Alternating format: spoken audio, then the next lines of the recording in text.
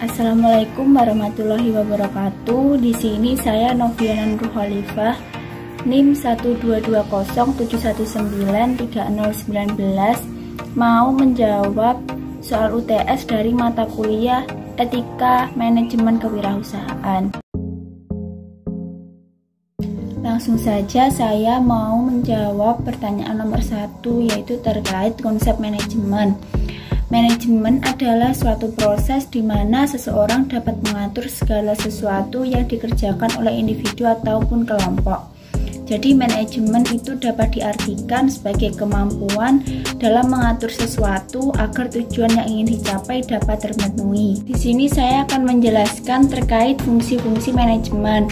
Pertama yaitu perencanaan. Perencanaan adalah hal pertama yang wajib dilakukan seorang manajer. Dengan adanya perencanaan, manajer dapat mengevaluasi segala tindakan, baik yang sudah dilakukan maupun yang belum. Kemudian setelah itu menjalankan fungsi pengorganisasian. Tujuannya untuk mempermudah proses pengawasan yang dilakukan oleh manajer. Yang ketiga yaitu fungsi penempatan. Manajemen bertugas untuk menempatkan sumber daya yang tersedia sesuai dengan kebutuhan. Dengan begitu, proses pencapaian tujuan dapat dilakukan dengan lebih efektif dan efisien. Yang keempat yaitu fungsi pengarahan, sebagai upaya agar perencanaan yang telah dibuat dapat berjalan dengan lancar.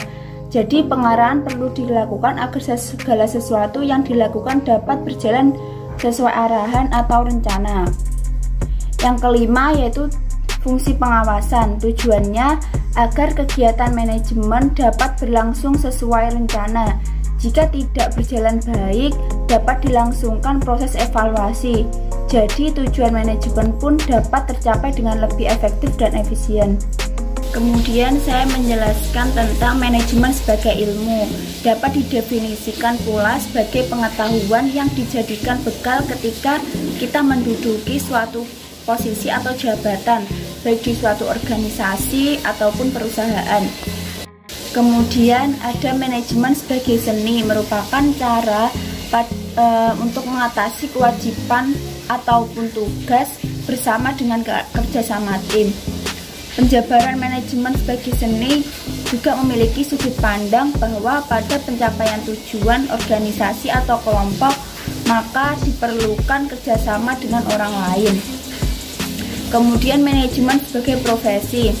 Jadi semua jenis kegiatan selalu harus dimanajemeni oleh semua orang sesuai dengan aturan yang jelas. Kegiatan manajemen mulai dari perusahaan, organisasi, dan untuk dirinya sendiri, baik sebagai kepala instansi, perusahaan, organisasi, dan lain sebagainya. Kemudian manajemen sebagai proses, berarti manajemen merupakan suatu proses sebuah organisasi mendapatkan tujuan yang ingin dicapai bersama orang lain yang berperan dalam pengawasan, pengarahan, dan pencapaian tujuan. Kemudian soal kedua, konsep etika. Hakikat etika secara umum sering dipadukan dengan pengertian moral dan akhlak. Secara etimologi, kata etika berasal dari bahasa Yunani yang terdiri dari dua kata, yaitu ethos dan etikos. Ethos berarti sifat, watak, kebiasaan. Etikos berarti susila, keadaban, kelakuan, dan perbuatan yang baik. Seperti yang dijelaskan Supriyadi Sastrosupono, etika adalah pemikiran yang relatif objektif dan rasional mengenai cara kita mengambil keputusan dalam situasi yang konkret, yang yaitu moralitas. Jadi dapat disimpulkan bahwa etika adalah sistem prinsip-prinsip moral yang mempengaruhi bagaimana orang membuat keputusan dan menjalani hidup mereka. Selain itu ada etika Islam. Etika Islam mengajarkan dan menuntun manusia kepada tingkah laku yang baik dan menjauhkan diri dari tingkah laku yang buruk. Selanjutnya akan menjelaskan tentang fungsi, manfaat, dan tujuan etika. Fungsi dari etika yaitu tempat untuk mendapatkan suatu orientasi kritis yang berhadapan di berbagai suatu moralitas yang membingungkan. dapat menunjukkan keterampilan intelektual, yaitu suatu keterampilan untuk berargumentasi secara rasional serta sangat kritis. Kemudian untuk orientasi etis, ini diperlukan di dalam mengambil suatu sikap yang wajar di dalam suasana pluralisme. Kemudian ada manfaat etika. Manfaatnya itu dapat membantu pendirian kita dalam berbagai macam pandangan dan moral itu untuk menentukan keputusan. Kemudian dapat membedakan mana yang tidak diperbolehkan dirubah dan yang mana yang diperbolehkan dirubah. Dapat menyelesaikan banyak masalah moralitas ataupun suatu nilai sosial lainnya yang membingungkan suatu masyarakat dengan suatu pemikiran yang sistematis dan kritis. Kemudian tujuan etika, yaitu untuk memiliki kedalaman sikap, untuk memiliki kemandirian dan tanggung jawab serta terhadap hidupnya. Kemudian untuk mengantar manusia pada bagaimana menjadi yang lebih baik. Selanjutnya yaitu kode etik etika. Pertama, kode dapat diartikan sebagai tingkah laku, perilaku, artinya yaitu sejumlah aturan yang mengatakan bagaimana orang berperilaku dalam hidupnya atau dalam situasi tertentu. Kedua, kode yaitu tanda-tanda atau simbol-simbol yang berupa kata-kata, tulisan, atau benda yang disepakati untuk maksud-maksud tertentu, misalnya untuk menjamin suatu berita, keputusan, atau suatu kesepakatan suatu organisasi. Kemudian saya akan menjelaskan soal yang ketiga, yaitu kewirausahaan dalam kehidupan sehari-hari. Pertama, jujur. Jika ingin mendapat kepercayaan, seorang wirausaha harus memegang prinsip kejujuran. Yang kedua yaitu integritas, atau bisa disebut memiliki karakter yang konsisten. Ketiga, menepati janji. Seseorang akan menilai orang lain dengan menyesuaikan perkataan dengan perbuatannya. Keempat, akuntabel. Seseorang yang akuntabel tidak akan keberatan dalam mempertanggungjawabkan hasil pekerjaannya. Kelima, loyalitas. Loyalitas akan membangun kepercayaan serta akan membangun integritas dari seorang wirausaha. Keenam, peduli. Seorang wirausaha haruslah memiliki sikap peduli terhadap sesama. Ketujuh, memiliki jiwa kepemimpinan. Kedelapan, patuh terhadap hukum. Soal keempat, konsep wirausaha dan tujuan kewirausahaan dalam Islam. Secara terminologis, arti etika sangat dekat dengan pengertian istilah Al-Quran, al-khuluq atau akhlak. Akhlak mengandung beberapa arti, diantaranya tabiat, yaitu sifat dalam diri yang terbentuk oleh manusia tanpa dikehendaki dan tanpa diupayakan. Kedua, adat. Adat yaitu sifat dalam diri yang diupayakan manusia melalui latihan, yaitu berdasarkan keinginan. Yang ketiga, watak, yaitu cangkupannya menjadi hal-hal yang menjadi tabiat dan hal yang diupayakan hingga menjadi adat.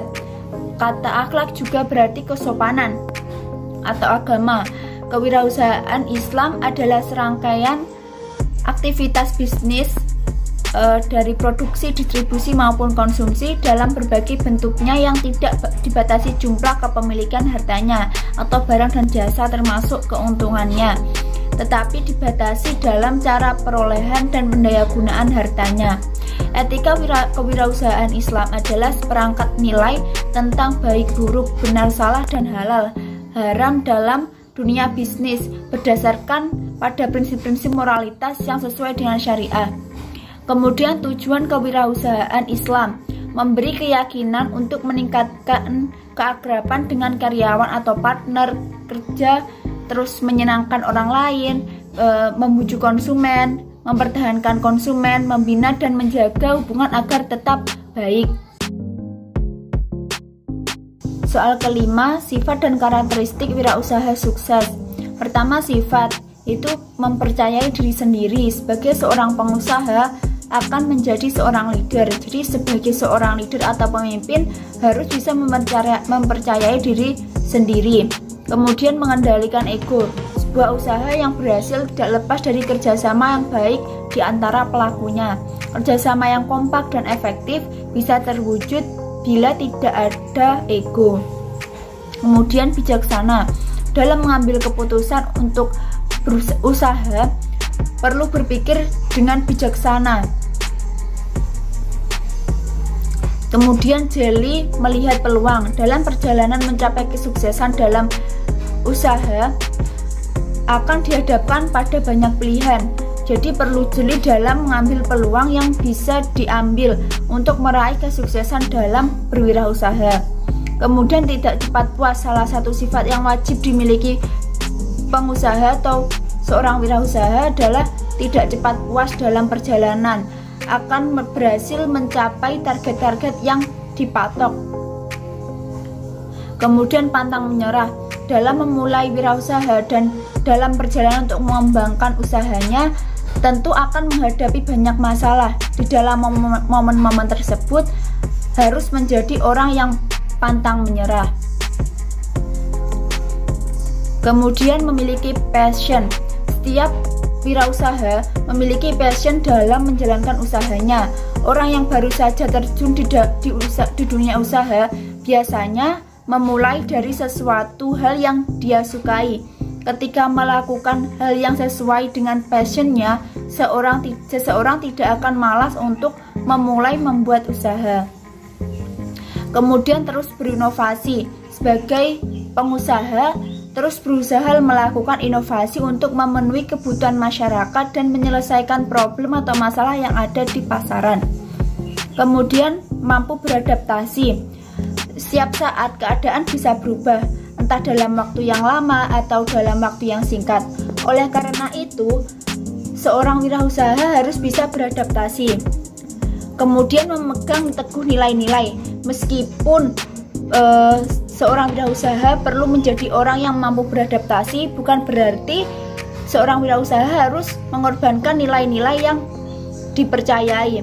Jadi perlu memiliki nilai-nilai yang menjadi pedoman hidup. Nilai-nilai ini akan menjadi pijakan dalam mengambil keputusan juga. Kemudian menjalin relasi. Sifat yang harus dimiliki seorang pengusaha yaitu sukses selanjutnya adalah mampu menjalin relasi agar dapat terus bertahan di dalam dunia kewirausahaan. Kemudian karakteristik. Menurut N.M. Scarborough dan Thomas W. Zimmerer mengemukakan 8 karakteristik wirausaha sebagai berikut. 1. Desire for responsibility, yaitu hasrat akan tanggung jawab, yaitu memiliki rasa tanggung jawab atas usaha-usaha yang dilakukannya. Kedua, preference for moderate risk, lebih menyukai resiko menengah, yaitu lebih memiliki resiko yang moderat, artinya selalu menghindari resiko baik yang terlalu rendah maupun terlalu tinggi. Yang ketiga yaitu confidence in their ability to success, meyakini kemampuannya untuk sukses, yaitu memiliki kepercayaan diri untuk memperoleh kesuksesan. Yang keempat yaitu desire for immediate feedback, hasrat untuk mendapatkan umpan balik yang sifatnya segera, yaitu selalu menghendaki umpan balik dengan segera. Kelima, high level of energy, tingkat energi yang tinggi, yaitu memiliki semangat dan kerja keras untuk mewujudkan keinginannya di masa depan yang lebih baik. Yang keenam yaitu etika dalam menemukan peluang-peluang usaha. Pengertian peluang usaha. Peluang usaha adalah kesempatan atau waktu yang tepat yang seharusnya diambil atau dimanfaatkan bagi seorang wirausahawan untuk mendapatkan keuntungan. Kemudian etika dalam menemukan peluang-peluang usaha secara umum. Pertama, sikap dan perilaku seseorang entrepreneur harus mengikuti norma-norma yang berlaku dalam suatu negara atau masyarakat. Kedua, penampilan yang ditujukan seorang entrepreneur harus selalu apik, sopan, terutama dalam menghadapi situasi atau acara-acara tertentu. Yang ketiga yaitu cara berpakaian entrepreneur juga harus sopan dan sesuai dengan tempat dan waktu yang berlaku. Keempat yaitu cara berbicara seorang entrepreneur juga mencerminkan usahanya sopan, penuh tata krama, tidak menyinggung atau mencela orang lain. Kelima yaitu gerak-gerik seorang entrepreneur juga dapat menyenangkan orang lain. Hindarkan gerak-gerik yang dapat mencurigakan. Kemudian etika yang melekat pada diri entrepreneur secara khusus. Pertama, kejujuran. Entrepreneur harus selalu bersikap jujur baik dalam berbicara maupun bertindak. Yang kedua, bertanggung jawab. Entrepreneur harus bertanggung jawab terhadap segala sesuatu yang dilakukan dalam bidang usahanya. Yang ketiga, menepati janji. Entrepreneur dituntut untuk selalu menepati janji. Sekali entrepreneur ingkar janji, maka hilanglah kepercayaan pihak lain terhadapnya. Yang keempat, disiplin. Entrepreneur dituntut untuk selalu disiplin dalam berbagai kegiatan yang berkaitan dengan usahanya. Yang kelima, tata hukum. Entrepreneur harus selalu patuh dan menaati hukum yang berlaku, baik yang berkaitan dengan norma, adat istiadat di masyarakat atau hukum yang dibuat pemerintah. Yang keenam, suka membantu. Entrepreneur secara moral harus sanggup membantu berbagai pihak yang memerlukan bantuan. Yang ketujuh yaitu komitmen dan menghormati. Entrepreneur harus komitmen dengan apa yang dijalankan dan menghargai komitmen dengan pihak-pihak lain yang berhubungan dengannya. 8. Mengejar prestasi. Entrepreneur yang sukses harus selalu berusaha mengejar prestasi setinggi mungkin. Tujuannya agar perusahaan dapat terus bertahan dari waktu ke waktu. Sekian penjelasan jawaban dari saya. Bila ada kurang lebihnya, saya mohon maaf. Wassalamualaikum warahmatullahi wabarakatuh.